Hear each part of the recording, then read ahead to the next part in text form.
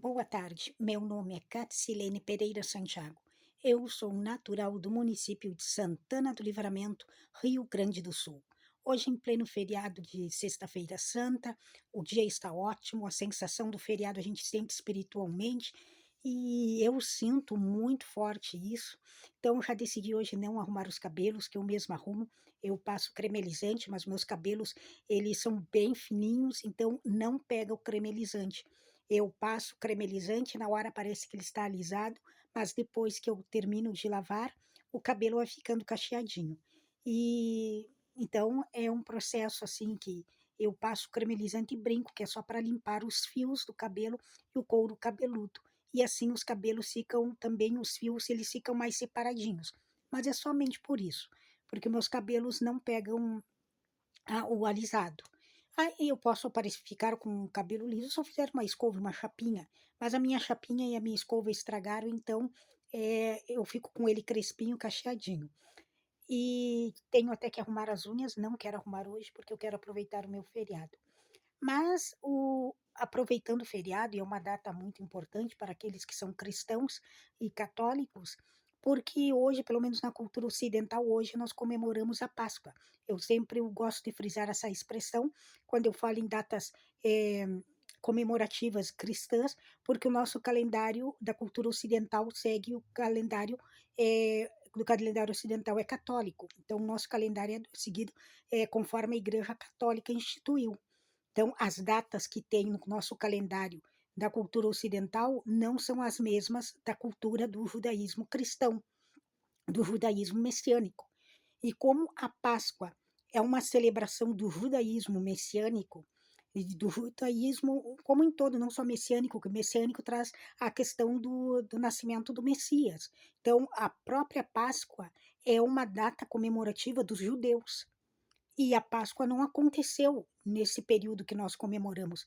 Eu até tinha feito uma pesquisa, porque eu gravei alguns vídeos sobre referente a este assunto, e agora eu esqueci. Hoje eu iria fazer uma nova pesquisa para gravar e decidi não fazer nenhuma pesquisa, falar exatamente aquilo que eu já venho analisando e observando em relação às nossas datas, o calendário católico, que é o calendário que rege a cultura ocidental, em relação ao que verdadeiramente aconteceu nas datas e nas datas do judaísmo, porque o nosso calendário, a maioria das datas que são consideradas ali cristãs são datas comemorativas referentes ao Estado de Israel, não ao povo brasileiro.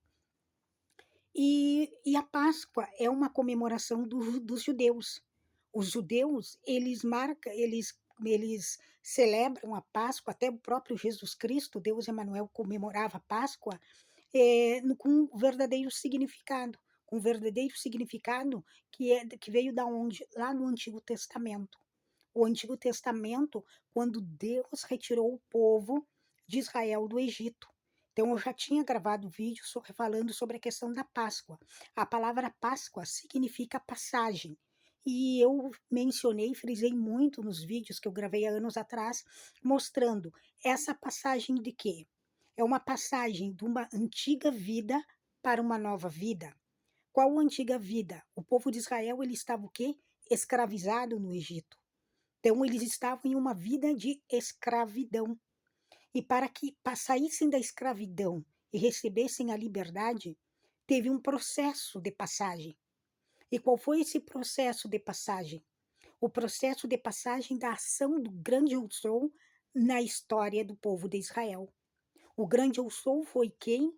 O autor, o diretor, o escritor desta vitória, desta passagem, que ele retirou o povo dele da escravidão para trazer para uma nova vida. Essa escravidão eu poderia chamar de morte. Eles estavam escravizados pela morte. E aí o grande eu sou fez eles saírem da morte e virem para a vida. E esta vida eu vou chamar de reino dos céus. Porque Deus disse para o povo dele. Mas Deus falou para Abraão, o pai Abraão, o nosso pai Abraão, quando ele deu a promessa. O que o grande eu sou disse para o nosso pai Abraão? que o povo dele, ele seria pai de uma grande nação, e que essa grande nação, se não me falha a memória, passaria 400 anos como escrava no Egito.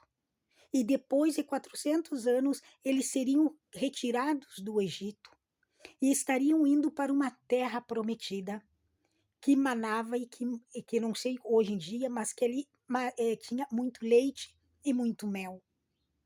Então, eles sairiam de uma terra da escravidão, da morte, e sairiam daquela vida de morte, da escravidão, e estariam sendo levados para uma nova vida, para uma vida de vida com paz no paraíso. E quando Deus tirou o povo do Egito, Deus ali teve várias pragas, várias disciplinas que caíram sobre o povo do Egito. Mas o que foi mais marcante foi justamente quando Deus determinou a morte dos primogênitos dos faraós. Quando eu olho para trás, mesmo sabendo que o povo do Egito, infelizmente, ele teve que ser humilhado, porque o seu líder endureceu o seu coração. Porque uma mãe perder um filho não é algo fácil. E o que eu analisei? Deus disse para o povo de Israel que o anjo dele, ele enviaria um anjo dele, o anjo da morte. E esse anjo da morte passaria e mataria os primogênitos dos faraós. Mas o povo só estaria sendo liberto do anjo da morte se eles sacrificassem um cordeiro e passassem no umbral da porta, que é na parte de cima da porta da casa, fizesse uma marca ali, se não me falha a memória, eu não sei se, não lembro agora se é uma cruz, com o sangue do cordeiro. Então, seria derramado um sangue de um cordeiro, este sangue se marcaria a casa de Deus Pai, e nós aprendemos que cada cristão é a casa, é o templo de Deus Pai. E eu estava fazendo essa reflexão enquanto eu almoçava, e eu dizia, nós somos o quê? O templo, a casa de Deus Pai. Então, nós somos marcados com o sangue do cordeiro. O sangue de cordeiro é o sangue de Jesus Cristo. Só que no Antigo Testamento, Jesus Cristo ainda não tinha sido sacrificado.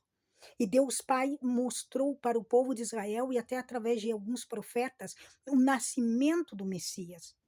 Lá no Novo Testamento, que seria marcado com o nascimento do Messias, que morreria como o cordeiro morreu, foi assassinado para marcar a casa dos filhos de Israel, quando o anjo da morte passaria para matar os primogênitos do povo do Egito. Então, Deus mandou um anjo da morte. O sangue do cordeiro era para marcar os filhos de Deus Pai. Os filhos do grande Eu Sou foram marcados com o sangue do cordeiro. Mas, ao mesmo tempo que morreu um cordeiro, morreram os primogênitos dos filhos de Faraó. E no Novo Testamento, Jesus Cristo celebrou a última Páscoa. E cumpriu-se o que já foi falado lá no Antigo Testamento. Até o próprio Daniel mencionou e falou sobre a questão da vinda do Messias. Jesus Cristo foi o cordeiro ele foi comparado ao cordeiro que foi sacrificado pelo grande Eu Sou, para marcar com sangue a casa, o umbral da casa de Deus Pai. E se nós somos casa de Deus Pai, o templo de Deus Pai, nós somos lavados no sangue de Jesus Cristo, como nós cristãos e pentecostais costumamos dizer, porque eu também sou pentecostal e digo que eu fui lavada no sangue de Jesus Cristo. E esse sangue de Jesus Cristo que foi derramado na cruz do Calvário, ele sendo o próprio Cordeiro, ele também é quem? O Filho unigênito do grande Eu Sou. E quem foi que o anjo de Deus Pai do grande Eu Sou matou lá no Egito? Os primogênitos. E ainda Deus estava mostrando que o primogênito dele, o filho dele, morreria. E era de uma linhagem real, porque foi o filho dele que foi crucificado, sacrificado. Derramou o seu sangue. E Jesus Cristo ensina que todo aquele que aceita ele como seu Senhor e seu único e suficiente Salvador, não verá a morte, passará da morte para a vida. É como se a pessoa deitasse e dormisse e do próprio Deus Pai, o próprio Jesus Cristo, viesse, ou ele mandaria os seus anjos e levariam a pessoa com corpo e tudo. A pessoa não passará pelo sofrimento da dor e não passa pela dor da morte. Quem é cristão? Lógico, se Deus determinar que a pessoa passará, é porque aí tem um propósito, porque é bíblico. A pessoa não verá a morte, não passará pela morte. E nós temos casos, Moisés foi levado por Deus Pai. Se não me falha a memória, o profeta Eliseu foi levado. Então, tem passagens bíblicas que provam isso. E Jesus Cristo foi o cordeiro, foi o primogênito que foi sacrificado. Então, a Páscoa significa uma passagem, a passagem da nossa velha vida, da vida de morte, da vida de escravidão, para o reino dos céus, para um lugar de vida, um lugar de alegria. Então, hoje, quem é cristão, dentro do calendário católico que nós comemoramos hoje, nós estamos comemorando o quê?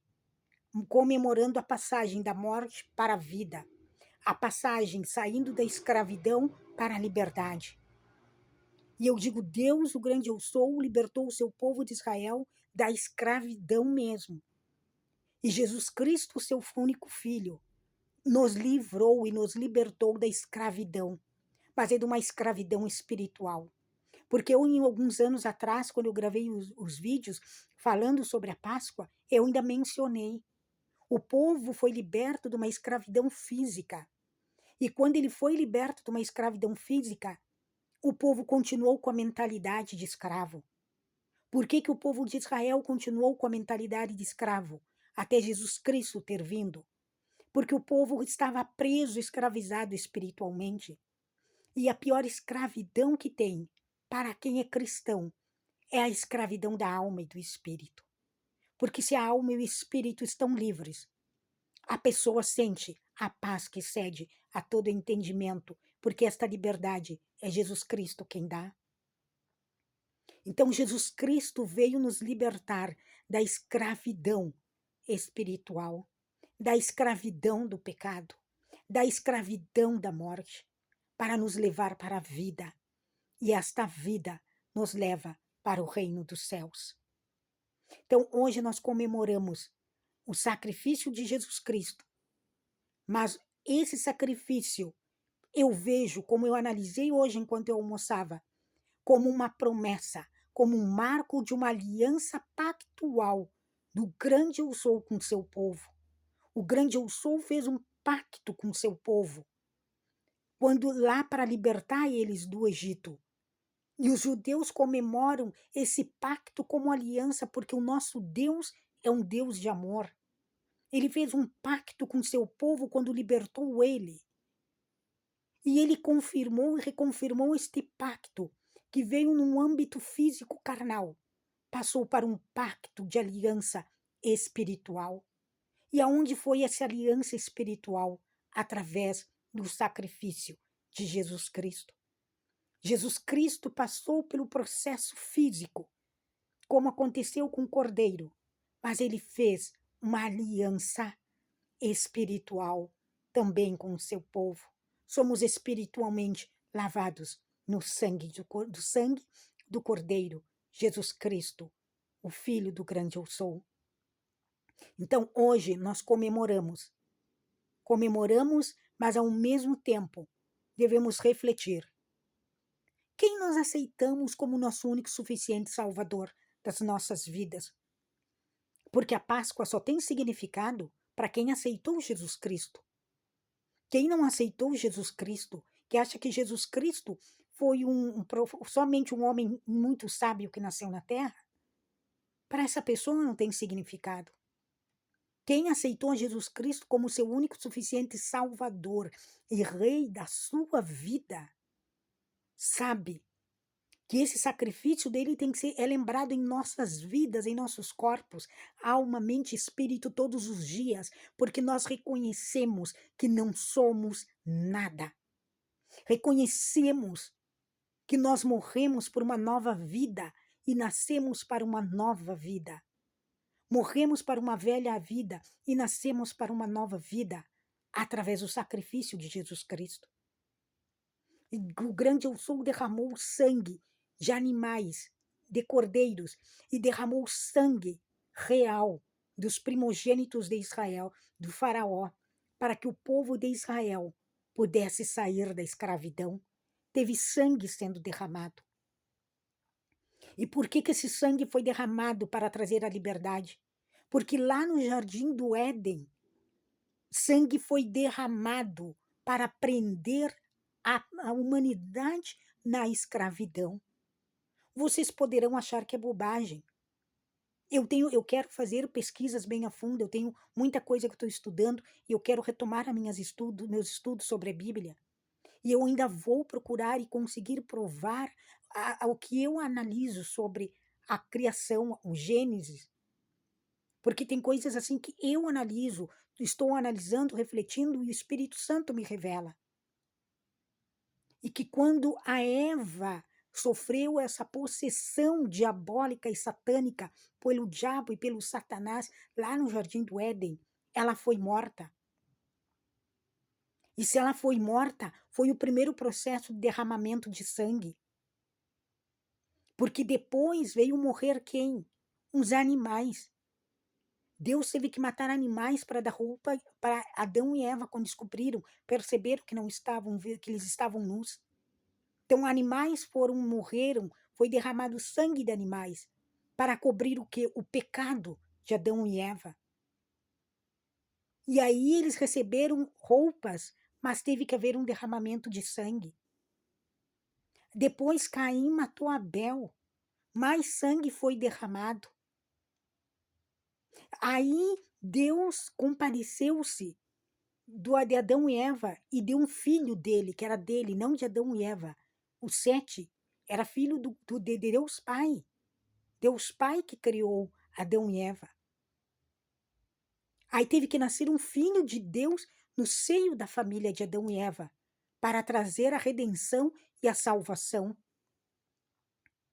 O povo saiu do Egito, mas teve sangue de cordeiro sendo derramado.